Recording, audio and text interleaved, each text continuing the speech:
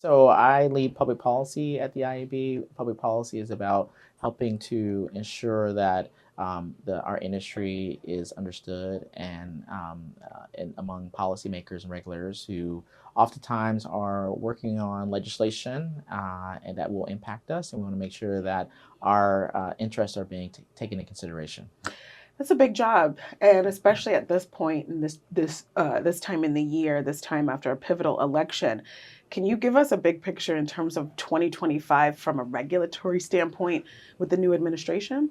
Yeah, well, I mean, I think there's going to be both. I think net is going to be very, very positive for our industry. For the last 4 years, we've been under a lot of scrutiny, and from the past administration, who seem to think that all business is bad, and so now we're in a more heading into a more business-friendly environment, which I think is going to be great for our industry.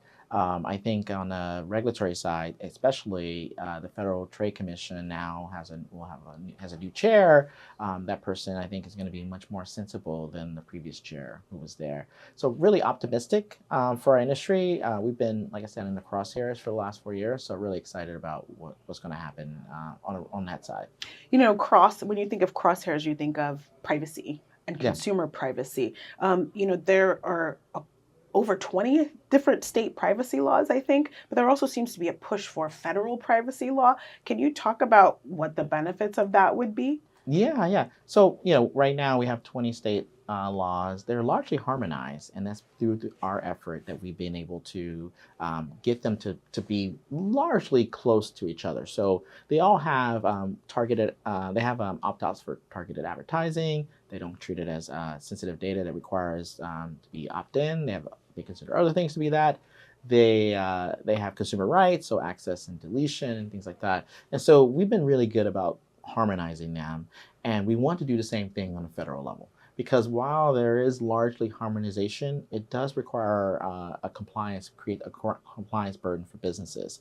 So we're looking to take what largely exists in the states and have that enacted at the federal level. And so that's our goal. And I think in the next couple of years, it's actually very achievable. Drilling down further into the business perspective, can we talk a little bit about Section 230? And I think there's been some debates about whether it should be dismantled or weakened. How does that affect businesses? Yeah, well, you're right. It's been on a lot of scrutiny, and I think people are for those who don't know, Section 230 provides protection for businesses who provide services to people, and if those people misabuse those services, the person who provided those services is not held liable for it.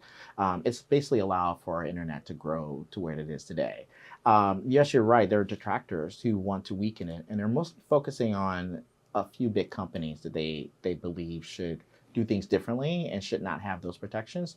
Unfortunately, those protections are important for everybody. All businesses, small businesses, medium-sized businesses, all depend on those protections. So if we decide to weaken it or take it away, it's not just going to harm the biggest companies, it's going to harm the smallest companies the most. And so we really want to make sure that we continue to protect it. And because we want to, not only do we want the internet to continue to flourish, but we're actually moving to like a new evolution, which is AI.